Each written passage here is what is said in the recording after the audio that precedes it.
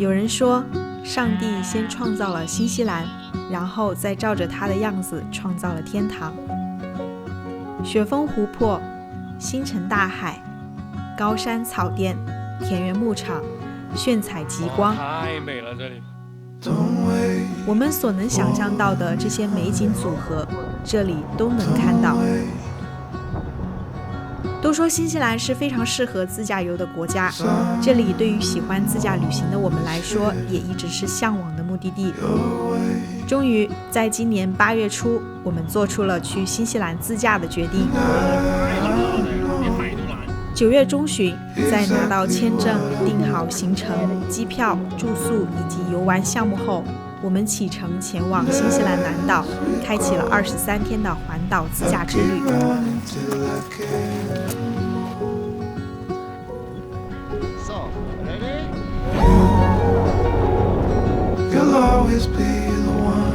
昨天领教了新西兰这边的狂风。大家好，我是 Chloe。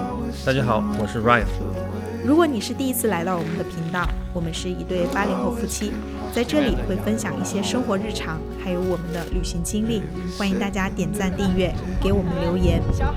在接下来的几期视频，我们会和大家陆续分享这一趟新西兰之行的整个过程。那话不多说，现在就跟随我们的旅程，进入这个遗世独立的美丽岛国吧。Hello。现在我们马上就要出发了，今天第一站就是坐那个巴士到香港机场，在那里办理登记手续，大概要花2-3个小时吧，然后下午5点钟的飞机。昨晚上就没睡好，比较兴奋，今天早上6点半就起来了，还挺顺利的今天。一路也没有怎么堵车。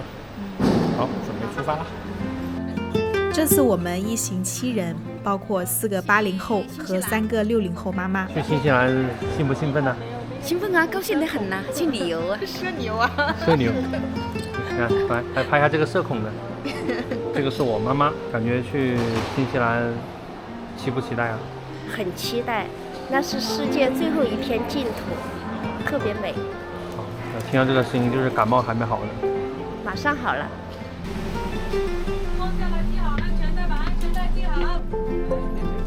我们几个年轻人自然承担起了所有行程的安排组织。我选了，就这几个座位。从大家登上大巴安顿随身行李的这个架势来看，这将会是一次不太轻松的长途出行。好多行李，拿行李上来都觉得很狼狈。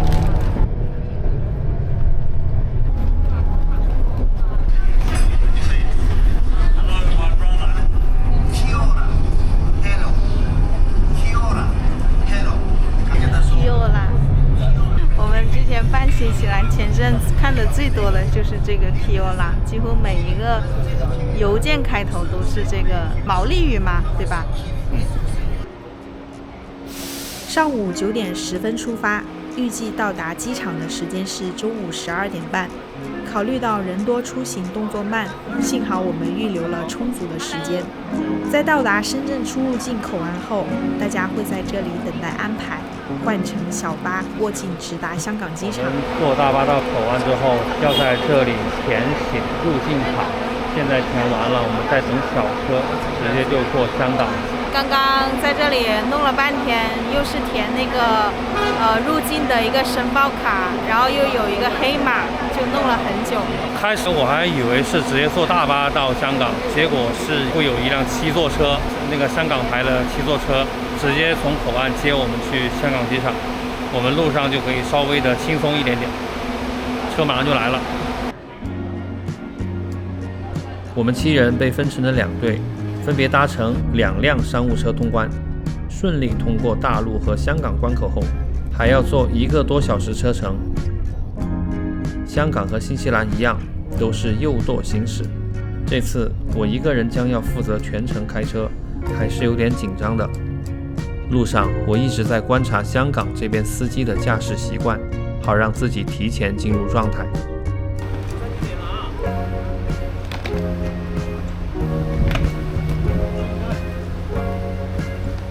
好，现在到机场了，我们现在要进机场等，下午5点多的飞机还早着呢。有句话说得好，凡事不要高兴太早。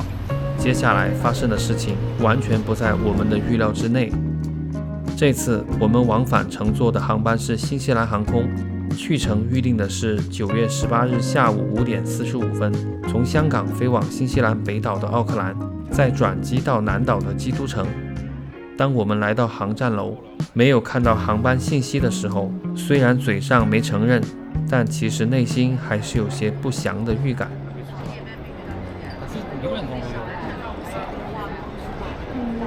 是不是告诉没有告诉日期吧？没有，这种事情不可能的。那为什么没有奥克兰？应该不在这里。6.05都出来了。当时大家都没意识到航班出了问题，准备先去解决午餐，再等值机。机场底港层的这家拉面小笼包餐厅味道还不错，上了一份担担面。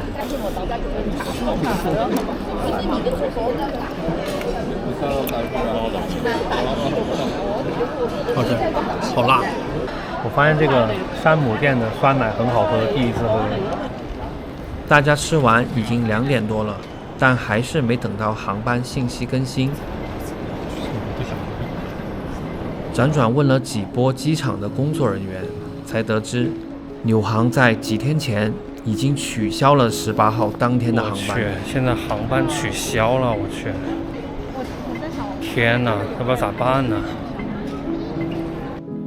在此之前，我们确实也在网上看到过很多吐槽纽航临时取消航班的遭遇，只是没有想到第一次就遇上了。实在是太倒霉了，我们的航班要推迟到明天。我们是8月底在官网预订的机票，9月初大家就商量定好了此行全部的行程和住宿。航司在起飞1周前邮件通知该航班信息有更新，但因为疏忽，我没有留意到是日期推迟了1天，造成了当天的意外。除了行程受影响，我们落地租车的订单还不能够改期，只能够取消重订。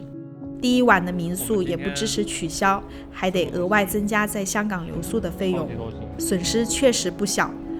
所以这里也建议大家订好机票后一定要仔细留意邮箱内容，如果航班存在时差，要算好日期。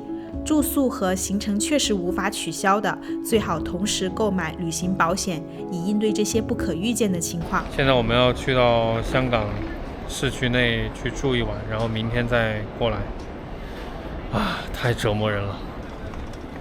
由于行李太多，我们叫了 Uber 去酒店，经历了1天的折腾，大家明显都很疲惫。我们快到酒店了。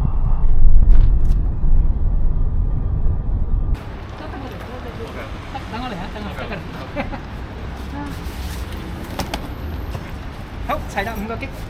好，唔該晒。好，唔該。呢個就可以。到酒店了。期待已久的新西兰首飞不得不变成了香港一夜游。入住酒店，放好行李，我们已经没有太多精力出去寻找美食，索性直接在酒店内的餐厅解决晚餐。今晚新西兰没去成，我们先吃点餐包垫肚子。尝一下吧。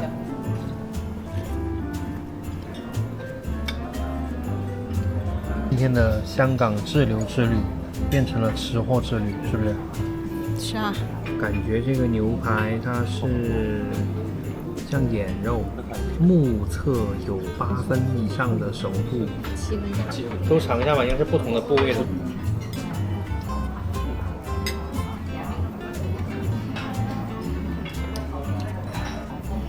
我觉得这边这个都好吃的。你觉得哪个最好吃？都好吃，你先吃吧。最后一道dessert是双球冰淇淋，来尝一下。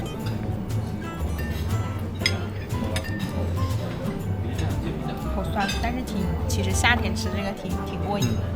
我们住的酒店就在维港附近，现在吃完饭出来维港这边转一下，困死了，现在都9点半了，准备走走回去就睡觉了。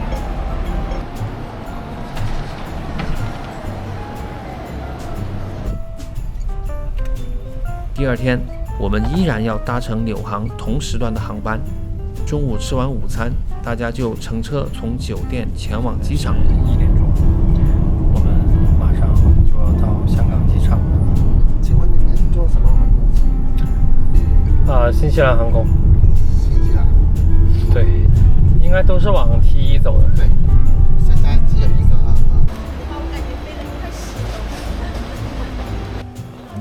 香港 Uber 司机的服务感觉都还不错，大行李都是抢着搬上搬下，待客也热情礼貌。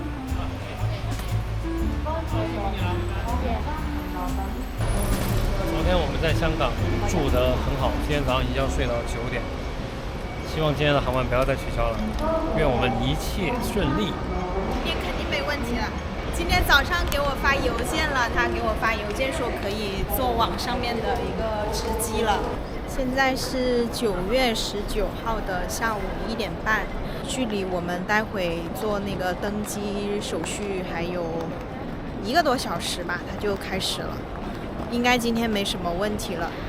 哎，这一次这个改期也是自己没注意啊，他提前了5天改期的。但是他那个邮件里面没有具体的写为什么改期，就只是通知我这个航班有更新。现在看一下这个航司的这个航班有没有更新在这里。我们是5点45分，有了奥克兰的那一个。这次我们要在新西兰待20天，除了人手一个28寸行李箱，我们还带了摄影机、笔记本、三脚架，还有一堆摄影器材和配件。均摊分装后，几乎所有人的行李都在超重边缘。现在行李超了4斤24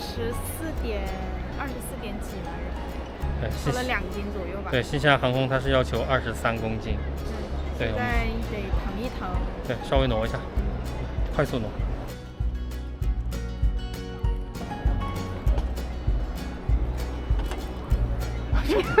刚刚好。研究了半天，这个好难放。这个行李箱绑带弄起来真的挺费劲，2个人研究了半天还是不利落。不过行李多的话，这个小东西真的很有必要，不用担心箱子崩开，选个显眼的颜色，托运完也能够一眼就找到，不用怕拿错。现在行李箱也绑好了，马上就要去过安检称行李。2点40分准时开始值机，还有5分钟。这边今天还挺多人值机。队伍好长。接下来我们就飞差不多11个小时到奥克兰入境，再等4个小时是吧？4个半小时，然后入境完之后从奥克兰坐飞基督城。对，听说现在新西兰妖风四起，很多国内航班都取消了，希望我们的航班顺顺利利。到了。现在行李也托运完了，刚才我真的像一个猪头一样。我们有一个成员行李超重了，然后我让多买了一个行李的一个额度。我们本来只有7件行李，但多买了一件就8件，但真的就要托运8件。它超重部分是要单独算的。以后大家行李超重了，就直接在那个 check in 这里直接跟他购买额度就行了。我们的后面就是离港，就是离港了。我们到新西兰这一路上到回来，千万别再出任何的状况。旅行就是变化跟计划永远赶不上变化。对，永远都是不停的有状况等着我们去解决。好，我们现在去安检，我们就等飞机了。好啦，已经顺利的过完安检啦。我带了一大包电池，有无人机的，有无人机遥控器的，还有相机的，很多电池。我还以为会不怎么丝滑，结果非常快就过了。但是我们其实是事先做了准备的，就是把所有的电池用那个保鲜袋专门分类装好，所以会加快这个安检的速度。因为我带了一个 FS6 的电池，那个电池是99瓦的，就刚好在临界点。就有很多公司有专门做适合航空飞行的这样的大电池、微口电池。大家如果说出远门可以带那种电池，我拿出来给大家看一下吧。对，我们都用这个袋子装好了，就是包括我们所有的充电宝，小小的，就是这个。我们事先就是把充电宝还有所有锂电池相关的用一个袋子装好，还有摄影器材的电池也装好，然后电脑从包里拿出来，这样就很快。其实时间也挺赶的，我们2点40开始托运行李，然后到现在我们进到这个离境是4点18左右，一个半小时，时间挺久的。这里就是香港的离境大厅，好多人哦，我感觉4年没有出过国了。采访你是什么心情？总觉得旅行好像已经过了好久好久了，然后突然一下看到机场这么多人，还有点不太适应。它这个香港的机场设计的挺漂亮的，很多这种自然的采光场。登机啦！登机啦！登机啦！今天天气也很好，现在阳光很媚。这个就是我们今天的乘坐的新西兰航空波音787。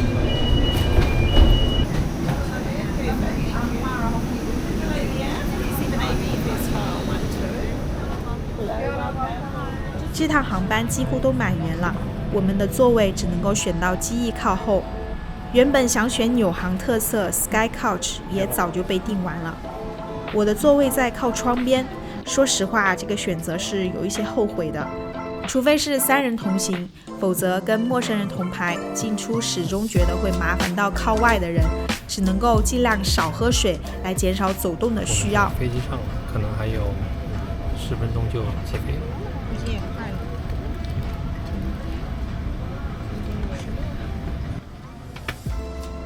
纽航的机舱氛围灯都是紫色的，充斥着浪漫的气氛。安全视频拍得也非常走心，融入了很多新西兰毛利文化元素。飞往奥克兰全程10小时40分，抵达时间是第2天的上午8点半。登机时记得随身携带好笔。起飞1小时左右，空乘会给我们发入境申报卡。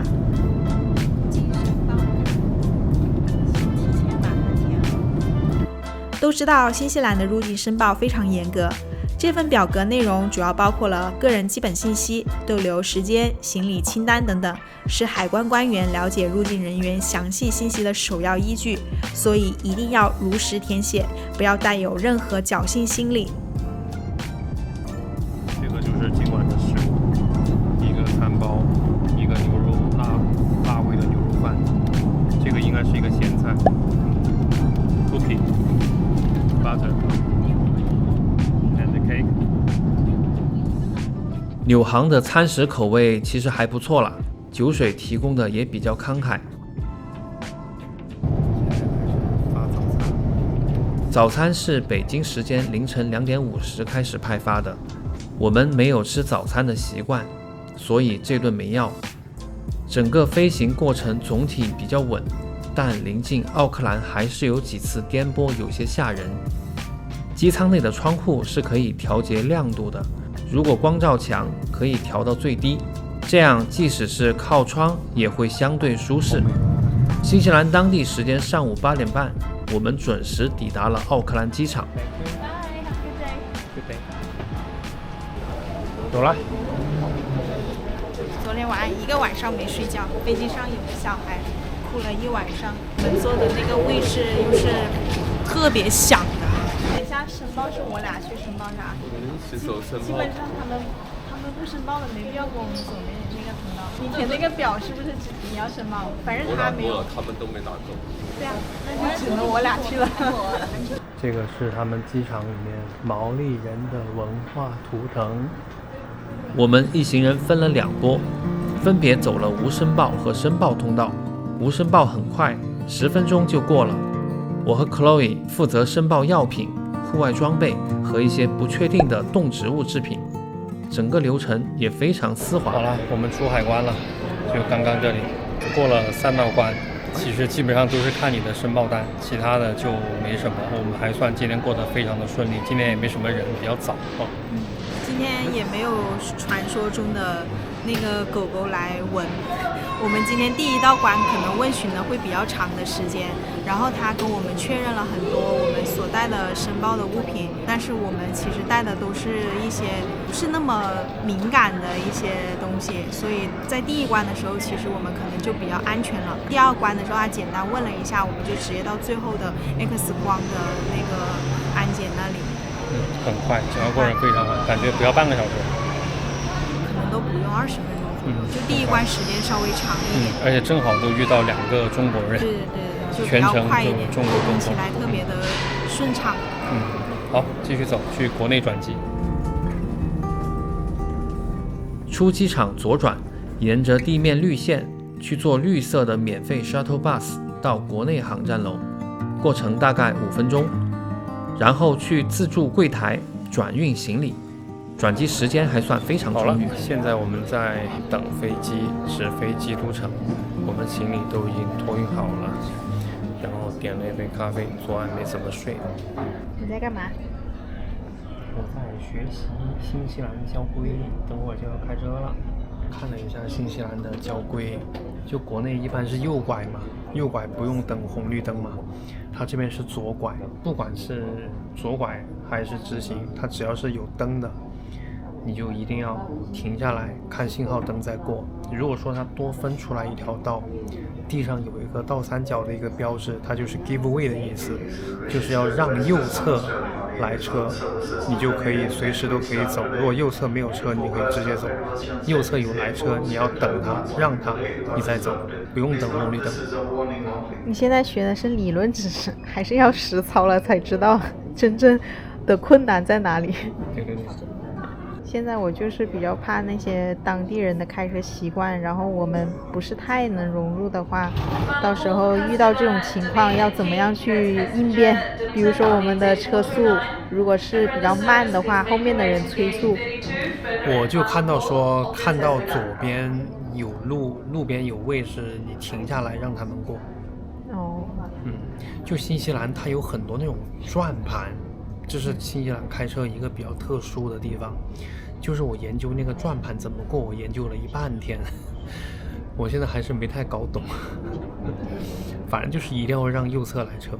我还要再学习那个转盘怎么样开车，这个太难了。还有停车。等一下，我们租车是什么流程啊？租车就是到机场给他打电话他过来接。那个公司叫 MODE。他在一个租车的一个转运的一个停车场，他会派车过来接我们到那个租车公司。新西兰时间快1点了，现在登机。如果大家不想麻烦，还是最好是能找到直飞的航班，这样会稍微轻松一点。今天天气挺好的，阳光明媚，也不是很冷，但是不知道南岛会不会比较冷。上午时间挺充裕的，一点都不赶。它国内转运很方便，它那个行李托运是直接从我们在香港的时候就已经办妥了，然后在这边滴一下就直接可以在这里转运了，很方便。到了基督城取车，然后我们就可以开始我们的旅行了。等会儿还要开3个小时的车到基督城，累死了。想明天早上一大早又要去关机，连个休整的时间都没有。好累啊！好在这个行程没有取消。1个半小时的航行时间，纽航给我们投喂了2波小零食。这个很火的小饼干味道确实有点上头，但是我觉得太甜了。到了南岛，在接近基督城的上空，感受到了几波非常强烈的颠簸，可见大风还在持续。接下来我们将开启为期23天的南岛自驾旅行。紧张吗？超级紧张！旅途中还有哪些精彩的故事？欢迎大家继续关注我们的新西兰系列视频。我是 Chloe， 我是 Ryan， 我们下期视频再见。